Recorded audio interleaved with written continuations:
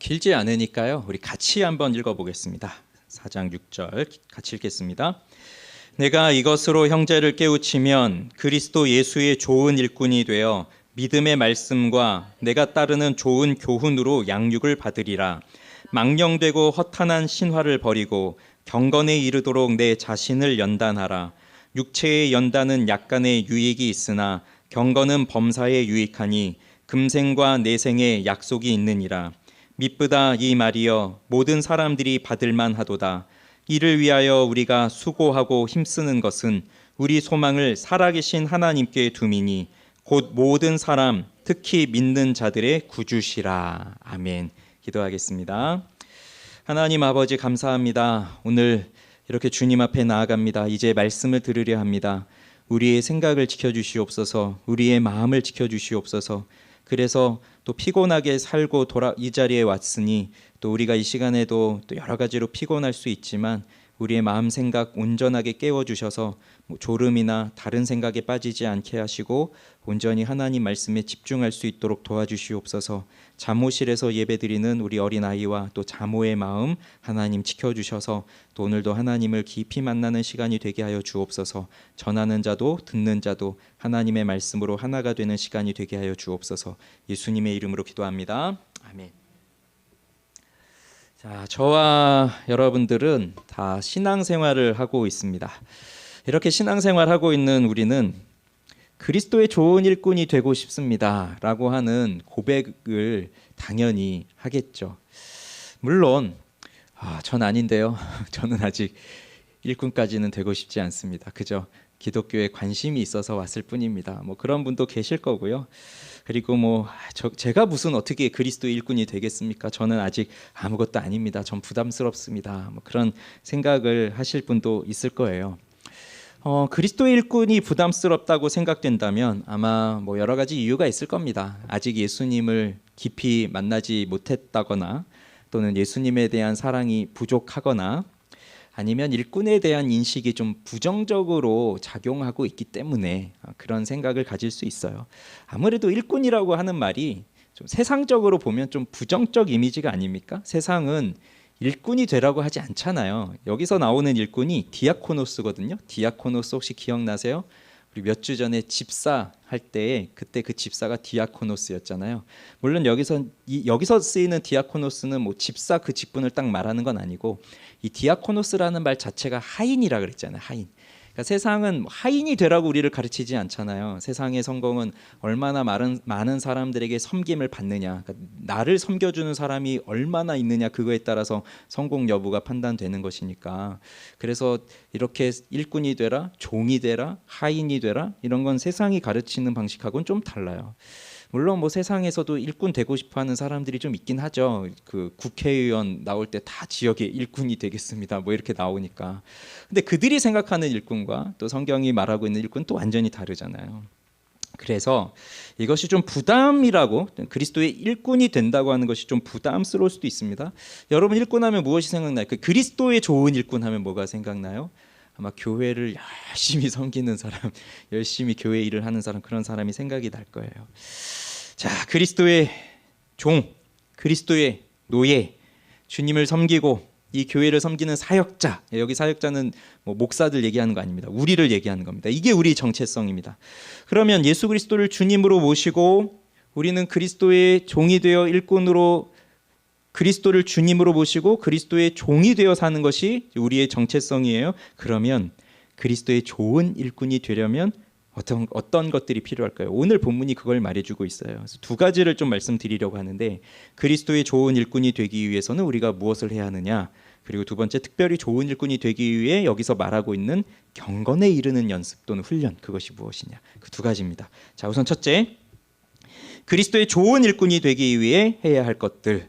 자, 오늘 본문을 보면요, 여기서도 세 가지가 나오고 있습니다. 자, 6절을 보세요. 6절 앞부분을 보면 내가 이것으로 형제를 깨우치면 그리스도 예수의 좋은 일꾼이 되어. 그러니까 첫 번째는요, 형제들을, 즉 교회의 지체들을 잘 가르치는 것이 필요합니다. 자, 이것으로 형제를 깨우치라고 했습니다. 이것이 무엇일까요? 이것은 앞에 말하고 있는 내용들이죠. 앞에 어떤 내용들이 나왔는지 기억나세요? 특히 이제 지난주에 봤던 말씀들. 어떤 사람들은 자기 양심이 화인 맞아서 거짓말하고 외식하는 자들이 되어서 그들이 가르치는 잘못된 교훈들, 특히 결혼하지 말아라, 또 어떤 음식물은 먹지 말아라, 이런 잘못된 금욕주의나 율법주의에 빠져서 잘못된 교훈을 가르치고 있는 사람들이 교회 공동체 안에 들어와 있어요. 그래서 이들의 가르침이 잘못이라고 하는 것을 정확하게 분별하는 것이 필요한 거죠. 그러면 그 분별의 기준은 하나님의 창조에 있다고 말씀드렸고, 그 창조에 대한 반응은 감사함이라고 말씀을 드렸어요. 이러한 것들로 이 형제들을 깨우쳐야 되는 거죠. 그러면 자, 이게 뭐가 필요하겠습니까? 깨우치려면, 즉 이러한 기준과 반응에 대해서 제대로 가르치는 것이 필요한 거예요. 가르치는 것이. 교회는 하나님의 집이고, 교회는 살아계신 하나님의 교회고, 교회는 진리의 기둥과 터입니다. 진리의 기둥이자 진리의 터가 되는 그 교회의 본분을 잘 지켜나가기 위해서는 진리를 잘 가르치는 것이 무엇보다도 가장 중요한 일이에요. 제대로 가르치지를 않으면 배울 수가 없고요. 배우지를 않으면 누가 성경책 들이밀면서 야, 성경에 이렇게 나와 있으니 이건 믿어봐라 라고 하면 그게 맞는지 아닌지도 모르고 그대로 빠져들어가는 것. 이단들이 그냥 자기들 얘기하는 게 아니라 성경책 들이밀면서 성경책에 있는 말씀들을 짜집어 가면서 그렇게 말하거든요. 그러니 교회에서 한 번도 들어보지 못했네. 아, 이 말씀이 이런 뜻이 있네. 이렇게 연결이 되네. 이 구절이 이 구절하고 이렇게 연결되네. 이건 이런 비유네. 이러면서 거기에 빠져들어간다는 말이죠. 그래서 제대로 배우고 제대로 가르치고, 이게 너무나 중요한 일이에요. 예전에 전도하다가 어떤 분을 만났는데 그분 남편 이야기를 하시는 거예요. 그 남편이 지금은 돌아가셨는데, 그러니까 그 당시에 만나서 대화할 때도 돌아가셨었는데 이랬다는 겁니다. 교회를 이제 나가기 시작했는데 암에 걸린 걸 아셨다는 거예요. 그래서 목사님에게 내가 이제 좀 성경을 배우고 싶습니다. 성경을 좀 가르쳐 주십시오. 이렇게 부탁을 드렸는데 뭐 목사님이니까 당연히 성경을 가르쳐 주고 싶었겠죠. 그런데 교회가 이제 좀 작은 교회다 보니까 이제 성경 공부 반을 열었는데 성경 공부하러 나오는 분이 그분 한 분이신 거예요. 그래서 매주 이러셨던 오늘도 집사님 혼자 나오셨네요. 오늘은 좀 쉬고 다음에 하시죠. 근데 다음 주에도 또 한 명 계속 이분만 나오시니까 다음 사람이 좀 많아지면 합시다. 그렇게 하다가 결국 이분은 돌아가셨다는 거예요. 그래서 그 아내분이 너무 안타까워하시는 거예요. 말씀을 배우고 싶었고 가르쳐 달라고 했는데 사람이 없다는 이유로, 사람이 좀 많아지면 하자는 이유로 안 가르쳐 주셔서 끝내 말씀을 배우지 못하고 돌아가셨다. 그 얘기를 하시는 거예요. 그런 얘기를 들어보면 잘 가르치는 거, 이게 너무나 중요한 일 아니겠어요? 한 명이든 또 많은 사람이든 어쨌든 가르쳐야 됩니다. 그래서 오늘 또 이 바울이 디모데에게 쓰는 이 편지를 보면 우선은 디모데에게 이걸 말하고 있는 거죠.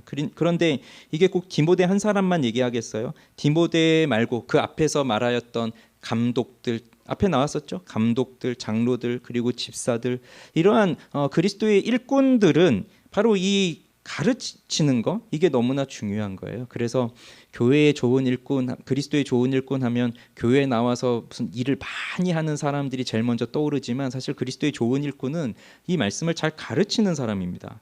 그런데 자, 이것으로 형제를 깨우치면이라고 했어요. 깨우치면, 이 깨우친다는 말이 휘포티세미라고 하는 말인데, 휘포는 뭐뭐 아래에, 티세미는 놓다예요. 그래서 휘포티세미는 그 아래에 놓다, 밑에 두다, 이런 말이거든요.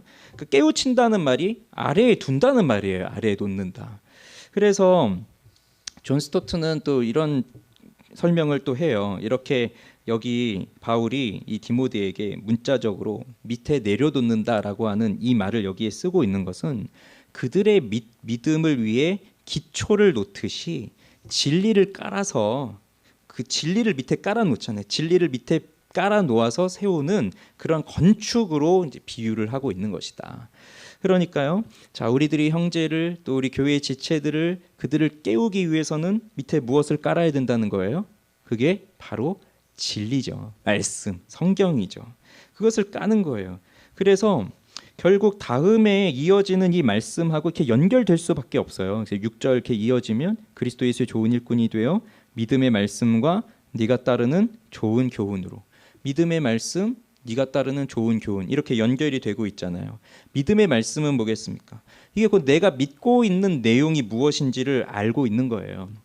내가 믿고 있는 내용, 즉 하나님은 누구이신지, 하나님은 무엇을 하셨는지, 나는 누구인지, 나는 왜 죄에 빠졌는지, 나는 왜 이렇게 살 수밖에 없는지, 그럼 내가 어떻게 구원을 받는지, 그리스도 예수는 누구시며 무엇을 하셨고, 왜 우리는 이 교회라는 곳에 모여 있고, 왜 우리는 또 천국을 소망하며 사는지, 그리고 이 세상의 종말과 천국은 도대체 무엇인지 우리가 믿고 있는 그 내용을 잘 알고 있어야 되는 거예요.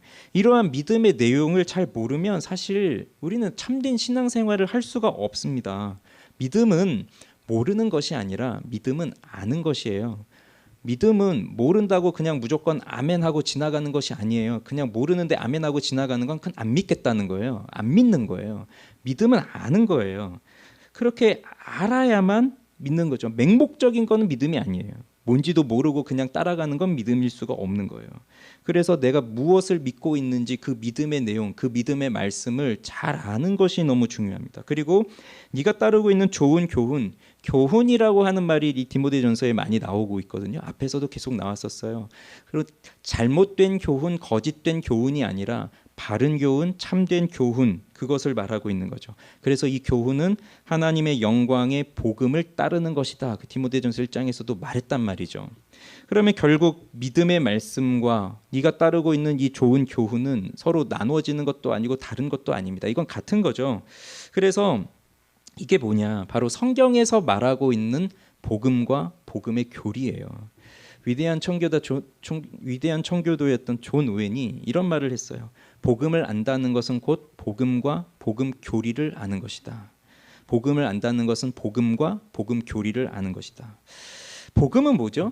복음은 예수님이 우리를 위해서 이 땅에 오셔서 우리를 위해 십자가에서 죽으시고 부활하셨다. 그 예수님을 믿으면 우리가 구원을 받는다. 이게 복음이잖아요. 복음은 예수님이 하신 그 일이에요. 그래서 복음은 정말 짧게 하면 예수 그리스도예요. 그래서 한 사람이 어떻게 구원을 받습니까? 우리가 어떻게 구원을 받나요?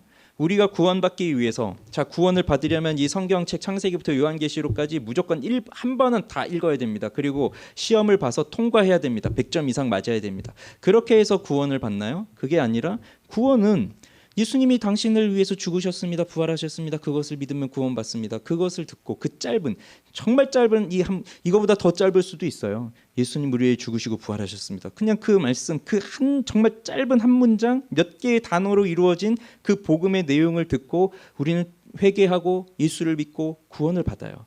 그래서 그렇게 한 사람이 구원받는 데 있어서는 그 짧은 복음의 메시지로도 가능하지만 그런데 문제는 뭡니까? 이제 내가 예수를 믿고 구원을 받았는데 그러면 예수를 믿는 그리스도인으로 살아가기 위해서 참된 신자가 되어 살아가기 위해서는 예수님이 나를 위해 죽으시고 부활하셨습니다. 그 단순한 한 문장만 알고 있어서는 우리가 제대로 살아갈 수가 있겠어요? 우리가 바로 예수를 믿고 그렇게 구원을 받았다고 하는 그 확신을 얻고 신앙생활을 시작하는데 얼마 지나지 않아서 우리 마음속에 드는 질문들이 막 떠오르기 시작합니다. 왜 나는 이렇게 회개하고 예수를 믿겠다 다짐했는데 왜 난 또 죄를 짓고 있지? 왜 나는 이 죄를 버리지를 못하고 있지? 죄와 싸워 이긴다고 했는데 왜 나는 이기지를 못하지? 그러면서 구원의 확신이 흔들리고 난 정말 구원받은 것이 맞을까? 그때 내가 예수님 믿겠다고 영접했던 건 가짜일까? 거짓일까? 뭐 이런 질문들이 막 나오기 시작해요. 이런 영적인 그 내면 속의 질문들뿐만 아니라 뭐 이런 질문도 이제 생기죠. 내가 이제 예수를 믿는 사람이 되었으니 그러면 이제 내가 우리 자녀들을 어떻게 가르치고 어떻게 양육할 것인가? 그런 자녀 양육부터 해서 남편과 아내의 관계는 어떻게 해야 될까? 경제 생활은 어떻게 해야 될까? 또 이런 가정에서의 문제들 그리고 직장에서는 내가 그리스도인으로 어떻게 살아야 될까? 뭐 이런 그 사회생활 특히 뭐 요즘의 세대에서 말하는 이런 동성애 문제, 동성애는 왜 잘못된 것일까? 그리고 어려운 이웃을 도우려면 또 어떻게 사는 것이 정말 맞는 것일까? 이런 사회에서의 일어나는 질문들까지도 우리는 분명하게 알고 있고 그것을 답할 수 있어야 돼요. 그러려면 예수님이 우리를 위해 죽으시고 부활하셨다라고 하는 이 짧은 복음의 메시지, 이것은 우리에게 필요하고, 그리고 예수를 믿는 사람들 이 복음을 절대로 무시할 수 없어요. 복음은 그냥 초신자만 믿고 있는, 초신자만 알아야 되는 사항이다, 그럴 수 없어요. 복음은 우리가 하나님 나라의 그날까지 꼭 붙들고 가야 할 가장 핵심이에요. 그런데 우리가 그리스도인으로 살아가기 위해서는 또 복음의 교리가 필요한 거죠. 그래서 처음 회심하는 사람에게는 복음이 길고 어려운 논문처럼 들어오는 게 아니에요. 그냥 선명한 한 장의 사진이 마음속에 딱 박히는 것처럼 예수님의 십자가와 부활, 그것이 우리 마음속에 딱 박히면서 그렇게 회심을 하게 돼요. 회개하고 예수님을 믿게 돼요. 그런데 이미 복음을 믿고 있는 사람들에게는 이 복음과 함께 복음의 교리가 또 필요한 거예요. 그래서 마치 우리 요즘은 그런 일이 잘 없지만 옛날에는 정전 이런 게 좀 자주 있었잖아요. 정전이 되면 방이 깜깜해지죠. 온 세상이 깜깜해요. 동네가 다 정전이 되니까. 그럼 뭐부터 해요? 촛불을 찾아서 촛불을 켜잖아요. 그럼 촛불을 켰는데 촛불을 켜자마자 이런 LED 등 켜는 것처럼 한 번에 방이 환해지나요? 그렇지 않죠. 촛불을 켜려고 성냥을 딱 불을 붙였을 때 그 성냥에 붙는 불부터 환해지기 시작하면서 촛불에 딱 그 심지에 불을 붙이면 거기서 불이 나니까 처음에는 그 불이 붙는 초만 보이지만 시간이 지나면서 이제 점점 은은하게 빛이 퍼져가면서 아, 여기에서 이제 저쪽에 문이 있고 저쪽으로 방이 있고 이렇게 있구나 하는 걸 보게 되잖아요. 그것처럼 처음에는 그 복음이라고 하는 것이 그 작은 불처럼 우리에게 탁 들어오지만 정말 우리들이 올바르게 삶을 살아가기 위해서는 정말 이 하나님이 누구이시며 나는 어떠한 사람이고 어떻게 살아가야 되고 이 세상을 어떻게 살아가야 되는가 하는 그 복음의 교리들이 이제 우리들이 그런 것들을 하나하나씩 배워가야 된다는 거예요. 그래서 기독교 신앙은 그저 뭐 기도를 몇 분 했냐, 헌금을 얼마를 했냐, 뭐 예배 빠지지 않고 꼬박꼬박 나왔냐, 뭐 이런 걸로 좌우할 수가 없어요. 안타깝지만 뭐 헌금을 왜 해야 되는지도 모르고 그냥 헌금 많이 하면 복 받는다고 하니까 헌금 많이 하면서 복이나 주십시오, 뭐 그런 기복적 신앙으로 신앙생활하는 사람들도 참 많지만 그런 거 사실 기독교 신앙이라고 말할 수 없잖아요. 기독교 신앙은 바르게 아는 것에서부터 시작하는 거예요. 그렇다고 성경을 안다는 것은 또 학교 공부하듯이 책 달달 외우고 뭐 그렇게 해서 아느냐? 그것도 아니거든요. 하나님의 은혜가 필요한 지식이에요. 그러면 자, 생각을 해보세요. 네가 형제를 깨우치면 이것으로, 그러니까 우리는 즉 믿음의 말씀과 내가 따르고 있는 이 좋은 교훈, 즉 복음과 복음의 교리, 이것을 가지고 이제 우리는 형제를 깨우치는 사람이 되어야 되는 거잖아요. 그런 사람이 이제 좋은 일꾼이잖아요. 그럼 나에게 물어보세요. 나는 누군가를 가르칠 수 있을 정도로 성경을 알고 있는가? 난 누군가를 가르칠 수 있을 정도로 이렇게 말씀을, 진리를 알고 있는가? 물론 어떤 사람도, 그 세상의 그 어떠한 사람도 이 성경의 모든 것을 다 알 수 있는 사람은 없습니다. 여기 있는 이 성경을 다 안다 그러면 뭐 그 사람은 그럼 하나님과 지식이 똑같게요? 그럴 수 없잖아요. 어떠한 사람도 죽을 때까지 수십 년을 이 성경을 연구하고 묵상하고 그렇게 살아가도 이 성경을 다 알 수는 없어요. 그렇지만 우리는 이 하나님의 말씀을 읽으면서, 이 성경을 읽으면서 날마다 새롭죠. 오늘 읽은 이 본문, 오늘 처음 보시는 분도 계시겠지만 그런데 이미 예전부터 많이 듣고 있어서 잘 알고 있는 본문일 거예요. 특히 뭐 육체에 연다는 유익이 있으나 경건은 범사에 유익하다, 뭐 이런 말씀들은 굉장히 유명한 말씀이고 또 대표적으로 암송하는 말씀이기도 하잖아요. 그래서 이런 말씀들을 예전에도 알았지만 그 정말 말씀에 놀라운 것은 그때 읽었던 그 말씀, 그때 받았던 감동, 그런데 오늘 읽으면 또 새로운 감동, 또 새로운 지식, 그리고 이것을 또 1년 후, 5년 후, 10년 후에 봤을 때 또 새로운 마음으로 우리에게 다가와요. 하나님의 진리가 변한다는 것은 아닙니다. 진리는 동일합니다. 그렇지만 우리가 변화하고 있는 거예요. 그래서 우리가 사실 이 말씀을 읽을 수 있는 지적인 수준과 그리고 이 말씀을 해석할 수 있는 바른 성경적인 지식과 그리고 내가 이 삶을, 세상을 어떻게 살아가고 있느냐, 그것에 따라서 이 말씀이 우리에게 또 다가오는 것들이 다르게 느껴지잖아요. 그러면 우리는 날마다 말씀을 읽으면서 말씀 속에서 우리를 보면서 그러면서 말씀을 깨닫게 돼요. 그래서 말씀은 무궁무진한 거예요.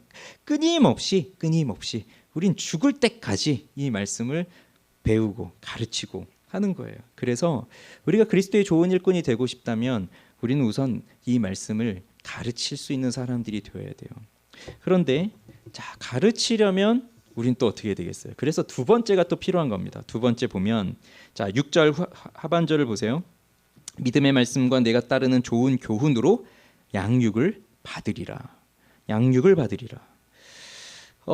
디모데에게 말하고 있습니다. 너는 이것으로 형제들을 잘 깨우쳐라. 그들을 깨우쳐라. 지금 거짓된 교사들 때문에 혼란스러워하고 있는 이 성도들을, 이 형제들을 잘 일으켜서 바르게 신앙 가운데 서게 해라. 그렇게 너가 저들을 일깨우면, 그러면 너는 믿음의 말씀과 또 네가 따르는 좋은 교훈으로 네가 양육을 받을 것이다. 이 디모데를 통해서 가르침을 받는 사람들이 양육을 받으리라, 이게 아니라 지금 형제들을 일깨우고 있는 네가 양육을 받으리라, 그거예요. 그래서 이 양육을 받는다, 지금 수동태로 쓰여졌어요. 양육을 받는다. 근데 이 양육이라는 말이 먹이다라는 말에서 왔어요. 먹이다. 그리고 여기에 또 명사가 나오면 이제 음식이에요. 음식. 그러니까 양육하는 것은 먹이는 것과 관련이 있어요. 엄마들이 우리 아기들을 키울 때 가장 신경 쓰는 게 뭐예요? 무엇을 먹일까?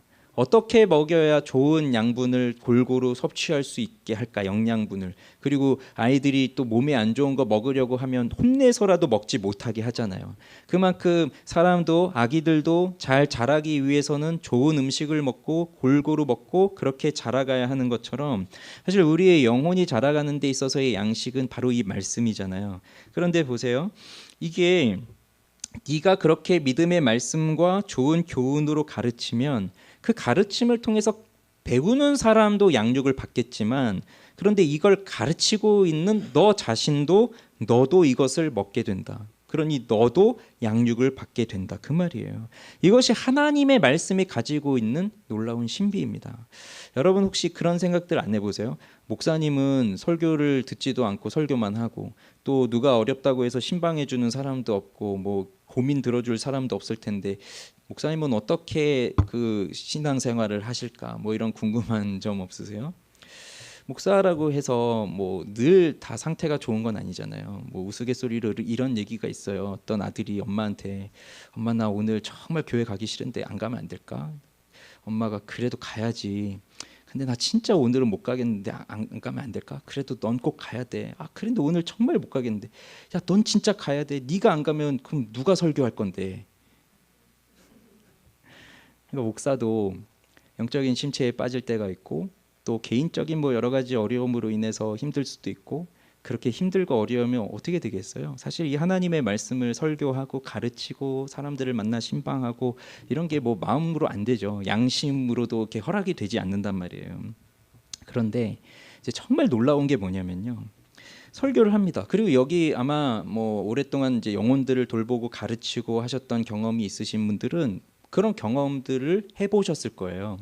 자, 가르칩니다. 설교를 합니다. 그러려면 설교를 준비하죠. 설교를 준비하기 위해서 말씀을 보죠. 또는 구역장이 되어서 구역원들과 또 말씀을 나누기 위해서 말씀을 보고 묵상하고 생각을 하죠. 주일학교 교사가 되어 아이들을 가르치기 위해서 공과 내용을 먼저 보고 묵상을 하죠. 그러면서 이제 말씀을 읽으면서 정리를 하면서 그 말씀들이 사실 정리하고 있는 그 준비하고 있는 나 자신을 향해서 그 말씀이 계속 울려 퍼지고 있어요.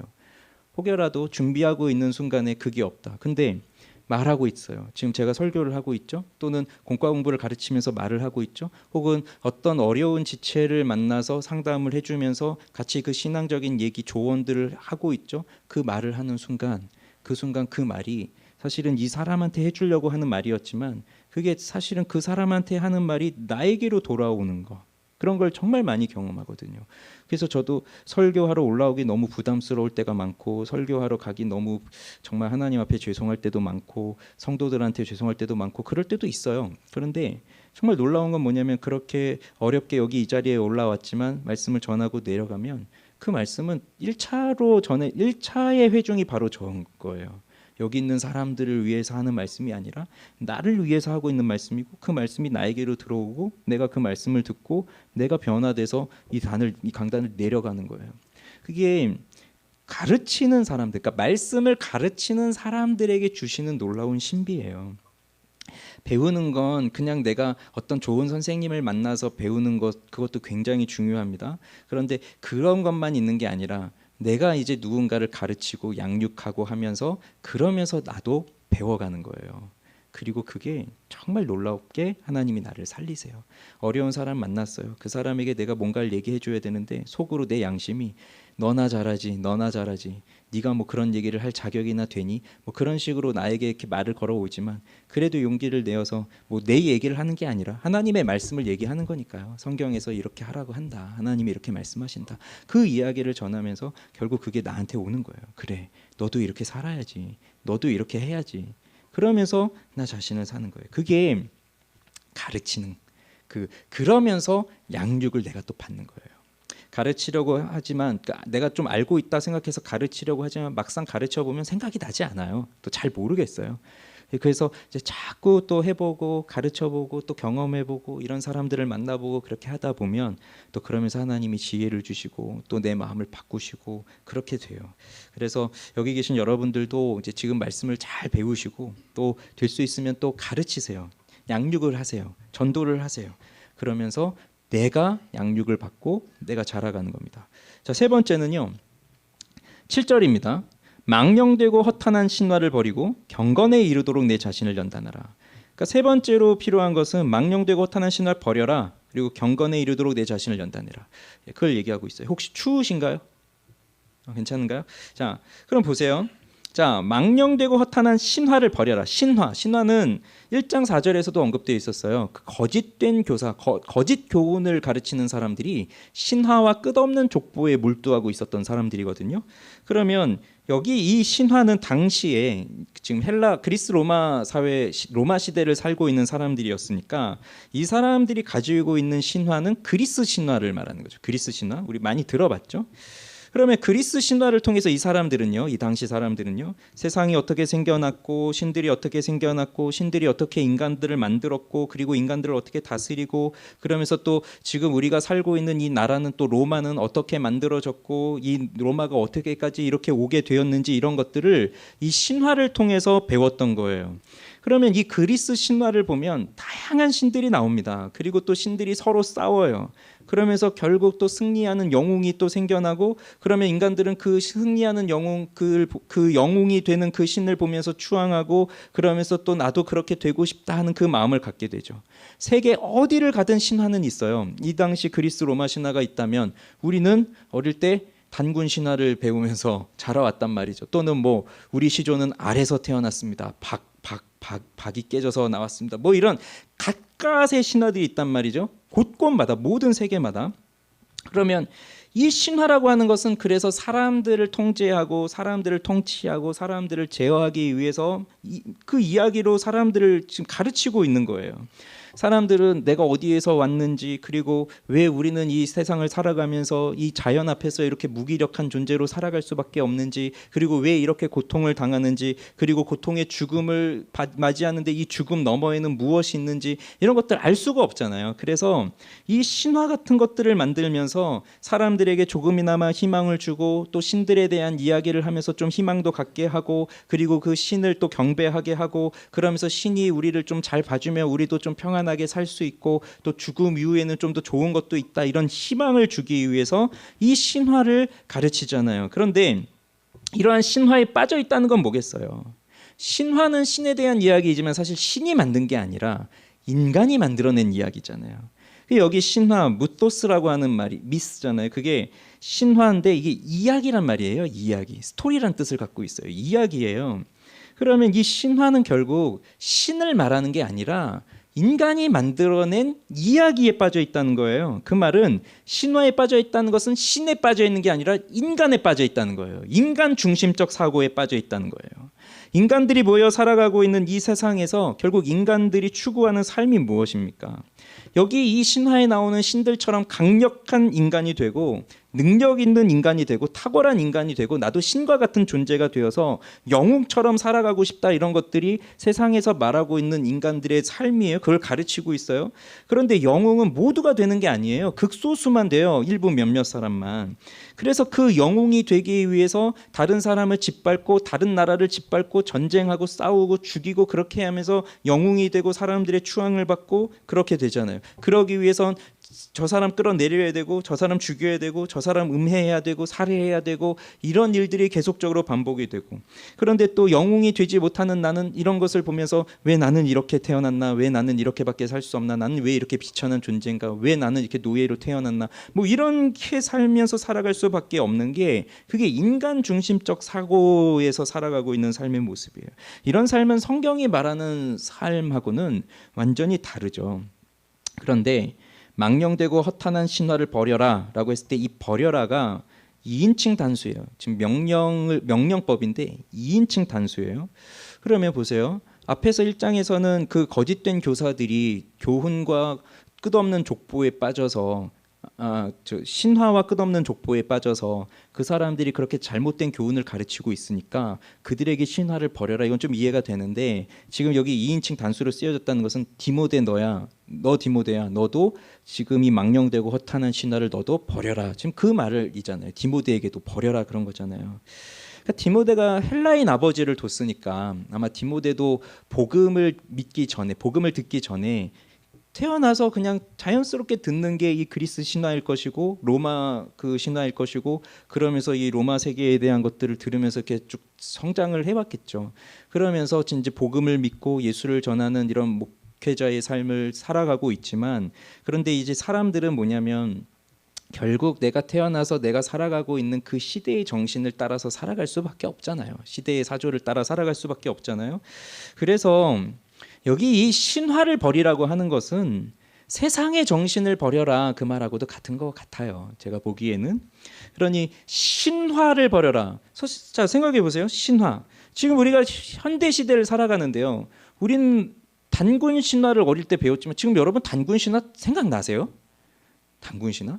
그러니까 이 신화를 버려라 하는 것은 뭐 그런 신화 자체가 아니라 세상의 정신, 그러니까 세상이 가르치고 있는 그 세상의 정신, 그 세속화를 버려라, 이제 그런 의미예요. 신학자 데이비드 웰스가 위대하신 그리스도라는 책에서 우리는 세계에 대해 거의 생각하지 않는다. 우리는 세계가 우리에게 강요하는 것들을 생각한다. 그렇게 이제 말했어요. 우리는 세계에 대해 거의 생각하지 않는다. 우리는 세계가 우리에게 강요하는 것들에 대해서 생각한다. 그러면 세계가 우리에게 강요하는 것들이 무엇입니까? 아침에 눈을 떴어요. 눈 떴는데 저절로 생각납니다. 오늘 하루 종일 생각하면서 사는 게 뭐예요? 세계가 우리에게 강요하고 있는 것들이에요. 그게 뭐죠? 자, 지금 우리는 단군 신화도 생각나지 않고 제대로 뭐 생각나지 않고 그런 거 믿는 사람도 없고, 그게 사실 우리의 삶에 어떠한 영향을 미치는지 뭐 그런 거 없어요. 여러분, 단군 신화 때문에 여기까지 왔습니다. 그런 분 있습니까? 우리 대한민국 여기 있지만 뭐 홍익 인간 정신으로 이렇게 나라를 세웠다고 하지만 그게 뭐 우리 나라에 대한 건국 이념으로 확실하게 그렇게 뭐 자리 잡고 뭐 그렇게 믿고 살아가고 있습니까? 현 시대, 과학 시대, 이런 시대를 살아가고 있는 우리들이 이런 신화를 버려라고 했을 때, 신화라고 하는 건 지금 우리에게는 아무 의미가 없는데, 신화라고 하는 건 뭐 우리에게는 지금 이제 먼 옛날의 이야기인데, 그런 생각을 우리는 하게 되지만, 그런데 지금 우리가 살아가는 지금 이 시대에서의 우리의 신화를 생각해 볼 필요가 있어요. 그래서 단군 신화가 우리에게 위험한 게 아니라 내가 이렇게 어려움 속에서 있었지만, 고난과 정말 그 힘든 일들이 점철된 인생을 내가 살아왔지만, 그런데 내가 정말 여기에 굴하지 아니하고 끝까지 노력하고 힘을 다하였더니 이렇게 성공했습니다. 이런 성공 신화들이 우리에게는 더 많이 이제 있어요. 그래서 지금 우리들이 살아가는 사람들은요, 뭐 과거의 고대 사회도 그렇고 지금도 그렇고 앞으로도 그럴 거예요. 인간이 어떤 존재인지, 인간이 왜 이렇게 나약한지, 그리고 저 너머의 내세에는 무엇이 있을지, 이런 것을 알지 못하기 때문에 계속적으로 이런 걸 알고 싶어하는 욕구가 있어요. 성공하고자 하는 욕구. 그래서 그런 성공 신화들이 우리에게 이제 다가오는 거죠. 그럼 그 성공 신화를 들으면서 이제 사는데, 그런데 또 생각을 해보니 이제 이 성공 신화라는 것도 한 10년 전, 20년 전 얘기 같아요. 이제 그것도 너무 진부해요. 요즘은 뭡니까? 요즘의 신화는 뭐겠어요? 고생도 없고, 옛날에는 고생하고 고난 있고 그걸 이겨서 왔는데, 이제는요 고생도 없고 고난도 없고 너무 편안하게 이렇게 살고 있어요. 이게 요즘 사람들이 가장 원하는 바 아니겠어요? 여러분도 그렇지 않습니까? 정말 힘든데 이 힘든 일을 끝까지 내가 싸워보자, 그게 아니라 그냥 난 너무 편안하게 태어났다, 이 편안함이 계속되면 좋겠다, 그런 생각 아니겠어요? 그래서 지금 이제 제가 보기에 위험한 건 고생도 없이 고난도 없이 그냥 주어진 것을 바탕으로 해서 편안하게 살고 싶은 거, 이게 오늘날의 신화 같아요. 그래서 유튜브 보세요, 인스타 보세요. 뭐 여기 계신 분들은 잘 보지 않으셔서 모르실 수도 있지만 봐보세요. 인스타 보고 해보세요. 그럼 뭡니까? 다 나오는 게, 사람들이 시선을 끄는 게 뭐예요? 여행 가고 맛있는 음식 먹고 또 좋은 자리에 가서, 뭐 여기가 핫플레이스라고 하면 거기 가서 사진을 찍고, 근데 사진을 찍어도 또 똑같은 포즈로 찍고, 그런 거잖아요. 온통 보면 그런 거잖아요. 그래서 뭐 얼마 전에 일본 소식을 들어보니 뭐 후지산에 하도 사람들이 가서 그 후지산 명당이 있어서 어느 편의점 앞에서 거기서 사진 찍으려고 줄 서고 뭐 해서 난리가 아니래요. 그래서 결국 그 편의점 뒤에 펜스를 쳐서 후지산 못 보게끔, 사진 못 찍게끔 그렇게 했다고 합니다. 그러니까 전 세계의 사람들이 다 그렇게 어느 유명한 곳이 있으면 다 거기 몰려서 거기서 사진 하나 찍으면 내가 인생샷 건졌다, 내 인생의 목적을 이뤘다, 마치 그런 것처럼 이렇게 살아가고 있는 거죠. 그렇게 해서 그런 일을 했으면 그런 데 올려서 자랑하고, 또 우리는 그걸 보면서 나는 언제 거기 가보나, 나는 왜 못 가나, 나는 왜 이렇게 살고 있나, 내 인생은 왜 이렇게 한심할까, 나는 왜 이런 부모 밑에서 태어났을까, 내가 지금 이렇게 한다고 내가 뭐 하나, 뭐 이런 생각에 빠지면서 살아가고 있는 거예요. 그게 이제 오늘날 우리들에게 들어오고 있는 또 다른 신화죠. 그래서 제가 오해하지 마세요. 제가 뭐 여행 가지 마세요, 맛있는 거 먹지 마세요, 가서 사진 찍지 마세요, 이런 거 하지 말라는 게 아니라 하세요. 그런 기회가 있으면 하는데, 세상의 사람들이 그걸 마치 자신의 인생의 목적인 것처럼 하고 있잖아요. 그걸 하면 인생의 목적을 다 이룬 것처럼 그걸 위해서 살아가잖아요. 그래서 그거 하나 하기 위해서 돈을 벌고, 그걸 할 수 있는 돈이 모아지면 이제 다 그만두고 그거 하면서 돈 다 써버리고, 그런 인생의 목적을 두고 사는 것, 이제 그런 것들이 우리에게 주어지는 신화예요. 그걸 버리라고 하는 거예요. 거짓되고 허탄한 이 망령된, 이 거짓된 신화들을 버려라. 그런 걸 버리고, 그러니까 그러한 것들에 우리의 시간을 쓰고 우리의 마음을 쓰고 그런 것을 버리고, 거기에 우리의 인생의 목적을 두는 것을 버리고 뭘 하라고요? 경건에 이르도록 내 자신을 연단하라. 경건에 이르도록 내 자신을 연단하라. 경건 뭐라고 했습니까? 경건 한 3주 전인가 그때 이제 같이 봤었죠. 경건의 비밀 얘기하면서, 경건은 내적으로 하나님에 대해 느낀 두려움이에요. 그러나 그 두려움 때문에 도망가는 것이 아니라 오히려 하나님을 사랑하는 마음이 생겨서 하나님께 이끌리는 감정이에요. 두려움과 사랑. 그리고 그것이 내적으로 그렇게 하나님을 향한 두려움과 사랑이 있을 때 외적으로는 하나님을 예배하고 이웃들에 대한 자비심으로 그렇게 행동하며 살아가는 게 경건이에요. 그 경건에 이르기 위해서는 무엇을 하라고요? 너 자신을 연단해라. 이 연단이라는 말, 연단하니까 또 잘 안 와닿을 수도 있는데 이게 훈련이에요. 훈련. 트레이닝이에요. 영어로 하면 train yourself. 너 스스로 너 자신을 훈련해라. 여기서 이제 사용된 헬라어가 김나조거든요. 김나조. 이게 훈련하다, 연단하다, 연습하다 이런 뜻인데, 김나조 하면 또 뭐 이렇게 연상되는 거 없습니까? 김나 지움. 네, 김나지움 여기서 나오는 거예요. 그래서 이게 고대 그리스 시대에 사용된 바로 이 단어 김나시온, 이게 거기서 나온 거예요. 김나지움. 이 8절에 연단이란 단어 또 나오잖아요. 그게 이제 명사로 김나시아인데 여기서 나오는 거예요. 그래서 이건 이제 김나지움이 이제 체육관 뭐 이런 거잖아요. 체육관. 그다음 독일에 가서는 뭐 교육기관이 됐잖아요. 지성을 가르치고. 그런 의미가 여기서 나와요. 연단, 훈련, 연습. 네. 그러면 하나님에 대한 두려움과 이 사랑의 감정과, 그리고 하나님에 대한 사랑과 예배와 이웃에 대한 자비심의 행동은 그냥 저절로 되지 않는다는 겁니다. 그래서 가만히 있다고 해서 경건의 삶을 살아가는 게 아니에요. 정말 경건의 삶을 실천하면서 살아가고 싶으면 경건에 이르도록 연단, 훈련해라, 그 말이에요. 훈련이 필요하다.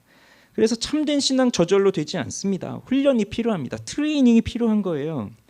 그런데 사람이 사실 훈련으로 변화되는 건 아니거든요. 우리가 구원받는 것이 우리의 훈련으로 구원받는 건 아니에요. 우리가 경건 훈련 오랫동안 했다고 해서, 뭐 기도 훈련 오랫동안 했다고 해서 그 훈련으로 우리가 구원받는 건 아니에요.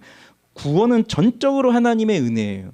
우리는 이 악한 세대에 빠져 있는 사람들이기 때문에 그 누구도 여기서 스스로 헤어나올 수 없어요. 아무리 노력한다고 해도 하나님께서 이 악한 세대에서 우리를 건지시려고 그리스도를 우리에게 보내주시고 그가 우리를 건지시려고 자신을 대속물로 주셨기 때문에 그 은혜로 우리가 구원을 받는 거죠. 그런데 구원을 받았어요. 생명을 얻었어요. 그럼 그 생명을 얻은 사람으로 그 생명을 누리면서 살아가기 위해서는 그냥 아무것도 안 하고 가만히 있으면 되느냐, 그냥 가만히 살면 되느냐, 그것이 아니라 이렇게 그 생명다운 생명, 풍성한 생명을 누리기 위해 끊임없이 연단, 훈련, 경건의 연습, 이것들이 계속 되어야 한다는 거예요. 그래서 우리 군대 다녀온 형제들은 잘 아시잖아요. 또는 군대 보내본 아들을 두신 어머니들은 잘 아시잖아요. 내가 또는 아들이 군대 가서 잘할 수 있을까? 근데 어쨌든 훈련하면서 사람이 변해가잖아요. 그 군대에 딱 짜여져 있는 규율 속에서 딱 변해가는데 휴가 받고 딱 돌아오면 자연스럽게 옛날 모습으로 싹 돌아가잖아요. 그런 것처럼 우리는 여전히 우리가 예수를 믿었지만 여전히 악한 본성이 우리 가운데 남아있고 죄를 사랑하는 마음이 여전히 우리 가운데 있기 때문에 우리가 아무것도 하지 않고 가만히 있으면요, 그냥 옛날 본성 툭툭 튀어나오는 거예요. 악한 본성이 게으르고 나태하고 하나님 싫어하고 이런 본성이 그냥 나오는 거예요. 그래서 오늘날 우리 신앙에 대한 오해가 바로 이런 부분인데, 훈련을 너무 강조하니까 또 무슨 훈련, 무슨 뭐 지금 시대가 어느 시대인데 이런 율법주의가 어딨나 하면서 그런 뭐 훈련이 어딨어, 좀 은혜로 다 되는 거지, 이렇게 또 생각하면서 또 안 하고, 그렇다고 또 훈련을 강조하지 않으면 또 타락한 본성에 이끌려서 결국은 조금 더 선한 일을 하지 않고 그렇게 살고, 그러면서 우리의 신앙이 제대로 되질 않는 거예요. 그래서 이제 두 번째, 크게 두 번째로, 오늘 좀 이렇게 뭐가 좀 많은데 이제 지금 크게 두 번째로 마지막으로 이제 보는 거예요. 그래서 경건에 이르는 연습이 필요하다는 겁니다. 경건에 이르는 연습. 자, 8절을 보십시오. 육체의 연단은 약간의 유익이 있으나 경건은 범사에 유익하니 금생과 내생에 약속이 있느니라. 이 경건에 이르는 연습을 말하기 위해서 육체의 연습, 육체의 훈련을 얘기하고 있습니다. 그럼 육체의 연단, 육체의 훈련 너무 쉬워요. 그 당시도 그리스 로마 사회에 운동 경기 이런 것들이 유행이었기 때문에 뭐 달리기 경주, 뭐 레슬링 시합 이런 게 되게 많았잖아요. 그럼 선수들이 그런 시합에 나가서 1등을 하고 챔피언이 되기 위해서는 그냥 뭐 아무것도 안 하고 놀고 먹고 있다가 갑자기 시합날 가서 땅 하면 그렇게 잘하고 그런 게 아니라 피나도록 훈련하고 열심히 노력하고 해야 그 경쟁에서 딱 1등을 하는 거잖아요. 그러니까 이 당시 사람들도 지금 우리도 이건 너무나 당연한 상식으로 알고 있는 거예요. 육체의 연습, 육체의 훈련. 뭔가를 이루기 위해서는 훈련을 해야 된다. 이건 너무나 잘 알고 있는 거예요. 제가 결혼하고 한 10kg까지 쪘어요. 10kg 이상. 그래가지고 이렇게 살다가 야, 이렇게 살아서는 안 되겠다 해가지고 살을 좀 빼야 되겠다. 그게 한 2018년 정도 된 그때였던 것 같은데 막 저의 체중이 막 극에 달했어요. 야, 이대로 가서는 안 되겠다. 다들 저를 날씬한 것으로 알지만 사실 저를 보면 깜짝 놀랐거든요. 그렇게 제가 위선적 삶을 살았거든요. 저의 외모가. 네. 그래서 이제 딱 결단을 하고 운동을 해야 되겠다 생각했는데 무슨 운동을 해야 되나. 근데 또 이렇게 뭐 헬스장 이런 데는 가기 싫고요.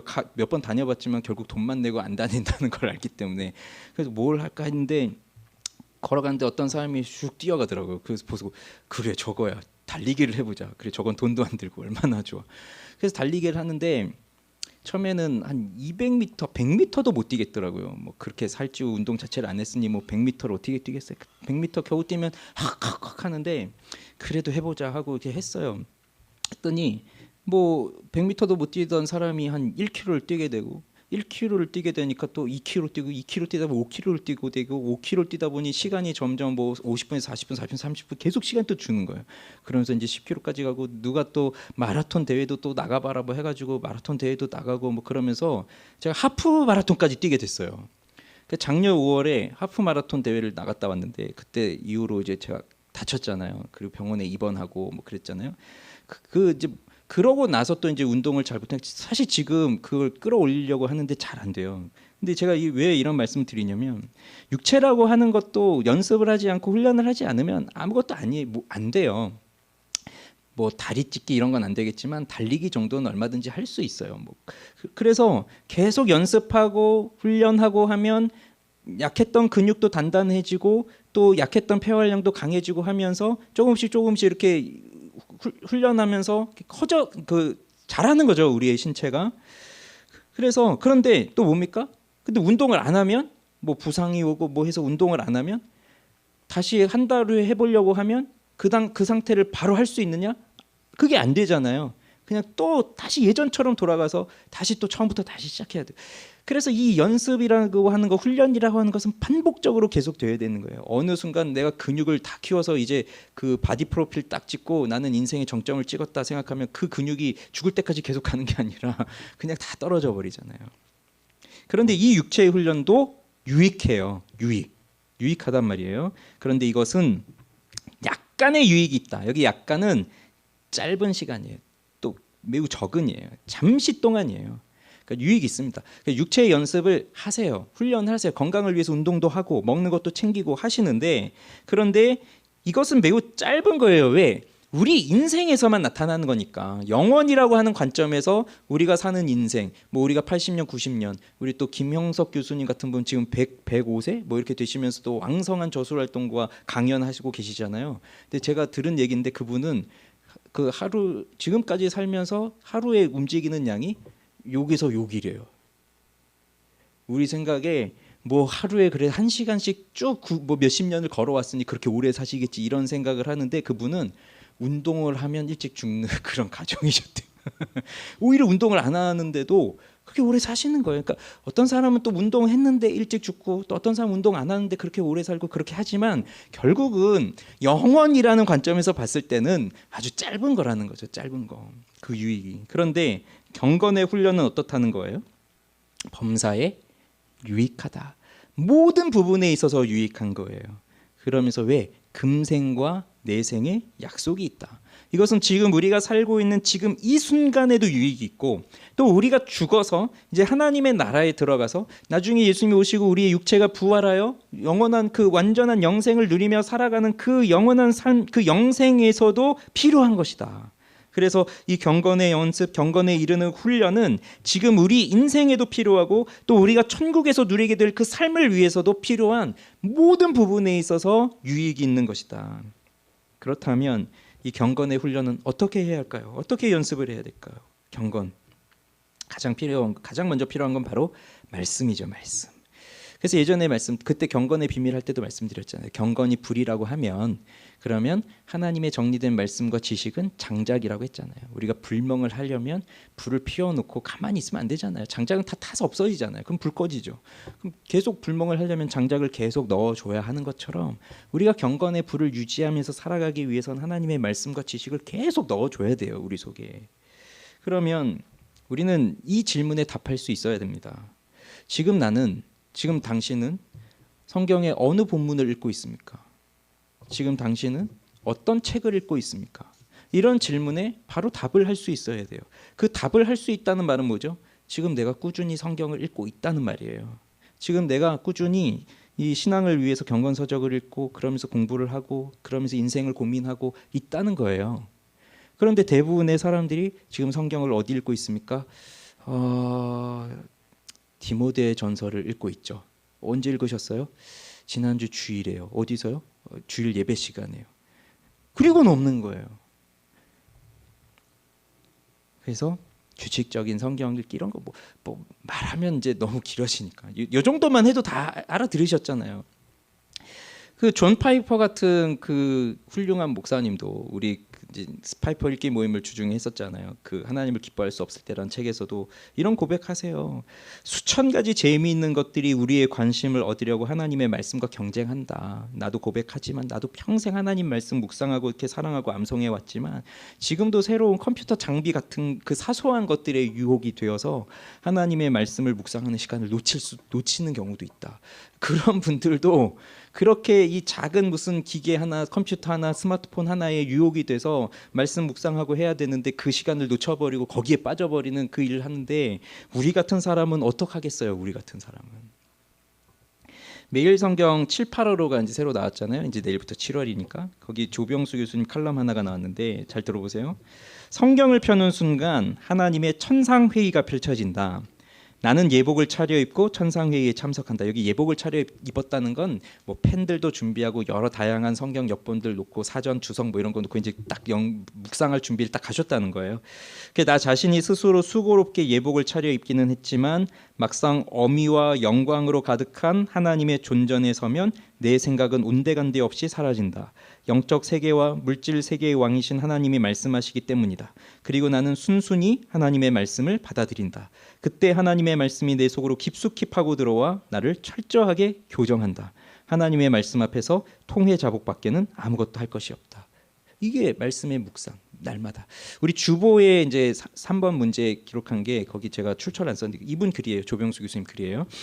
자, 그다음 두 번째 기도 생활을 우리 해야 돼요. 경건에 이른 연습을 위해서.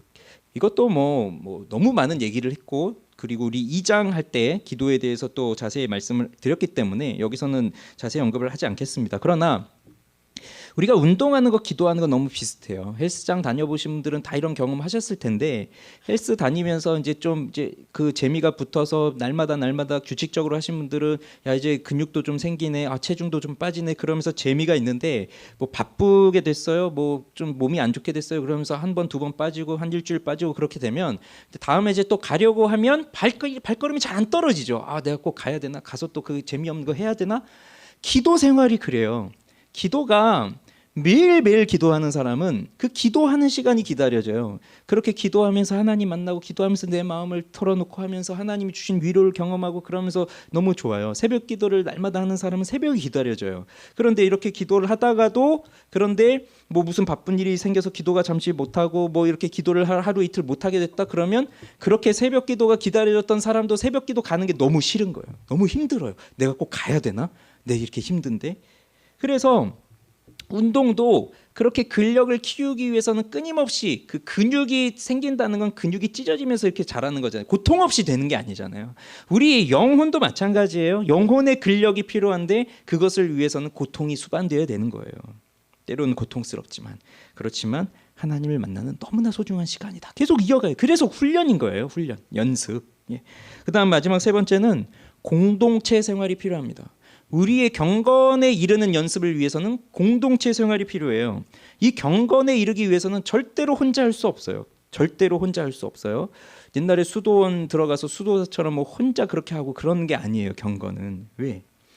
요즘은요, 특히 코로나 이후로 많이 늘어난 게 뭐냐면 이제 교회를 잘 안 나가고 이제 유튜브에 뭐 좋은 목사님도 유명한 목사님도 훌륭한 설교자들 설교가 다 뜨니까 그 유튜브를 보면서 말씀을 듣는 사람들이 많아졌는데 그런데요, 그렇게 혼자 유튜브 보면서 나의 신앙이 자란다, 나의 경건이 자란다, 절대 그런 일 없습니다. 그건 그냥 내가 듣고 지나가는 거예요. 그냥 내가 그걸 들으면서 나의 만족을 누리는 거예요.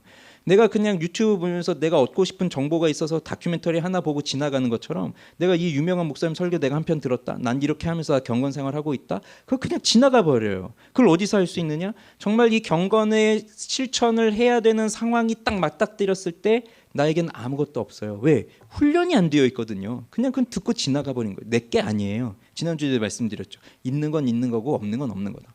내 게 아니에요. 근데 내 것인 것처럼 생각하고 있는데 막상 딱 그 순간이 되면 다 잊어버려요. 아무것도 없어요. 살아날 능력이 없어요. 그래서 신앙생활은 무슨 교약 과목 듣듯이 교양 과목 듣듯이 그냥 듣고 지나가는 게 아니라 이렇게 그 수고하고 힘쓰고 고생하고 이러면서 또 배워가는 거예요. 그리고 그것을 실천하는데 그 실천의 장소가 바로 이 공동체 어디입니까? 교회예요. 교회. 이 교회 공동체예요. 여기는 정말 다양한 사람들이 모여 있습니다. 다양한 사람. 비록 우리는 이제 아직 작은 개척교회이기 때문에 아직은요 우리가 다 보니까 마음이 서로 다 잘 맞는 것 같아요. 그리고 안 맞아도 표현을 안 하시는 것 같아요. 그런데 이제 교회가 커지고 사람들이 많아진다고 해봅시다. 그러면 이 교회 비스만 교회는 너무 좋은데 저분은 좀 부담스러운데 저 사람은 좀 싫은데 나는 저분이 좀 힘든데 이런 사람이 왜 없겠어요? 여기 모인 사람은 우리가 똑같은 생각을 하고 있지 않습니다. 다 다양한 생각을 하고 있습니다. 기질도 성격도 뭐 살아오는 배경도 직업도 뭐 다 달라요. 다 달라요. 그러면 교회라는 것이 이 교회 공동체라고 하는 것이 나를 힘들게 하는 사람이 있으면 그 사람 어떻게 해야 될까요? 그 사람 밀어내고 그냥 내가 마음 맞는 사람하고만 이렇게 하고 그럴 수 있는 걸까요? 그건 아니에요. 구역장들한테 제일 많이 받는 거, 아니면 구역원들한테 제일 많이 질문 받는 거, 요청 받는 거, 구역 좀 바꿔주세요. 나 이 사람하고 같이 하기 너무 힘들어요. 이게 제일 그 교역자로서 받는 가장 많은 요청이거든요. 그만큼 힘든 거예요, 사실 이 교회 안에서 함께 공동체 생활하고 있다는 것은. 그런데 거기서 우리의 경건을 훈련해 가는 거예요. 여기 나를 힘들어하는 사람이 있다? 그럼 세상 같으면 어떻게 하겠어요? 싫으면 그만이에요. 싫으면 내가 나가든지 저 사람 나가도록 저 사람 괴롭히든지, 그래서 끝내버리면 되는 건데, 그런데 그리스도의 몸은 그렇지 않잖아요. 그리스도의 몸은 그럴 수가 없잖아요. 그래서 거기서 우리가 하나가 돼야 되는데, 그러면 나를 힘들게 하는 저 사람 어떻게든 내가 고쳐보리라 하고 그 사람 고치게 한 거예요? 그게 아니라 내가 고쳐져야 되거든요. 나를 깨뜨리고 내가 양보하고 내가 손해보고 내가 좀 마음앓이 하면서, 그러면서 내가 저 사람을 좀 돌보고, 그러면서 우리 신앙이, 우리의 경건이 자라가는 거예요. 그게 이 교회 공동체를 우리에게 두신 중요한 이유예요. 그래서 교회는 우리 신앙에 있어서 너무나 중요한 겁니다. 그래서 경건의 훈련이 매우 유익한데 모든 부분에 있어서 유익하다고 했죠. 그래서 9절을 보시면 같이 읽어볼까요? 9절 시작. 미쁘다 이 말이여 모든 사람들이 받을 만하도다.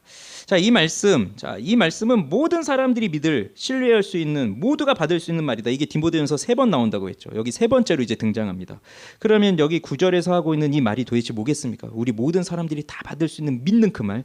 대부분의 학자는 이게 8절을 가리키고 있다, 그렇게 말합니다. 8절, 육체의 연습은 약간의 유익이 있으나 경건은 범사에 유익하다. 금생과 내생에 약속이 있다. 이것은 신실하다, 미쁘다, 모든 사람이 다 받을 수 있는, 모든 사람이 믿을 그 말이다. 예, 이건 확실한 진리라고 하는 거예요. 그래서 10절을 보면 이를 위하여 우리가 수고하고 힘쓴다. 이를 위하여, 무엇을 위해서요? 우리가 이 경건의 유익에 이르고자, 그것을 위해서 우리는 수고하고 힘쓴다. 그것을 말하고 있습니다. 그래서요, 이제 말씀을 맺을게요. 그래서요, 우리는 분투하는 삶을 살아가고 있는 거예요. 때로는 넘어집니다. 실패합니다. 그게 자주 반복적으로 일어나죠. 우리는 100% 완벽한 성화의 삶을 이루며 살아갈 수 없어요, 이 세상에서는. 그런데 뭡니까? 이렇게 약하고 이렇게 부족해요. 이렇게 죄를 많이 지어요. 죄를 사랑해요. 조금도 변화되지 않아요. 이렇게 고집스러운 나를, 우리 주님께서는 나를 아세요. 내가 낳은 내 자식 이렇게 고집불통이다, 그래서 그 자식 버리는 부모가 없듯이 하나님도 우리를 아시고 하나님도 우리를 사랑하셔서, 그래서 우리를 이 악한 본성에서부터, 이 악한 세대에서부터 우리를 건지시려고 그 아들을 우리에게 보내주셔서, 그 예수 그리스도가 사람의 몸으로 이 땅에 오셔서 우리가 살아가야 할 경건의 모습이 무엇인지를 본을 보이시면서 그 예수님이 실제로 그 삶을 살아가셨고, 그리고 마지막엔 우리를 위해 십자가에서 못 박혀 죽으심으로써 우리가 받아야 할 그 죄의 형벌을 우리 예수님이 대신 받으셨어요. 그리고 부활하셨어요. 그리고 하늘로 올라가셨어요. 그리고 성령을 우리 가운데 보내주셨어요.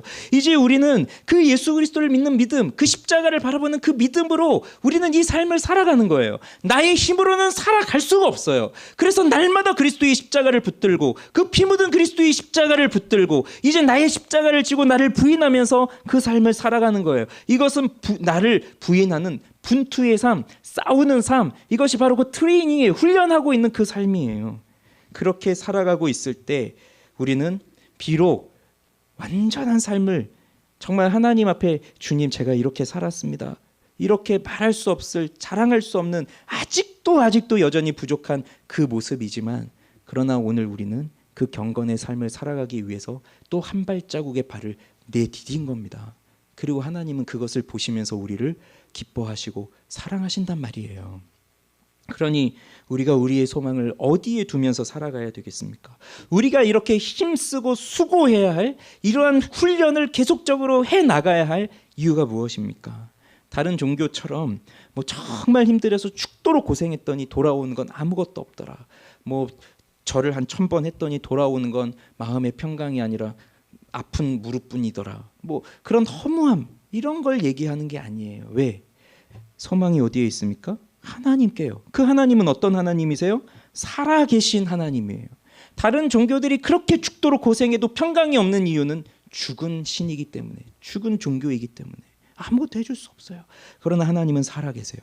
그 살아계신 하나님이 우리에게 금생과 내생의 약속을 주셨고 하나님은 그 약속을 반드시 이루시는 분이죠. 그래서 우리는 이 하나님, 특히 모든 사람, 특히 그 믿는 자들, 다시 말하면 그 믿는 자들의 구원이 되시는 그 하나님께 우리의 소망을 두기 때문에 우리는 힘들어도 끊임없이 이 훈련을, 이 연습을 계속적으로 하면서 살아가야 된다는 겁니다. 그게 그리스도의 좋은 일꾼이 되는 것이에요. 우리의 빛이요 소망이신 그리스도를 바라보시면서 이 경건의 연습, 경건의 훈련을 지속적으로 해나가는 우리 모두가 되기를 바랍니다. 기도하겠습니다.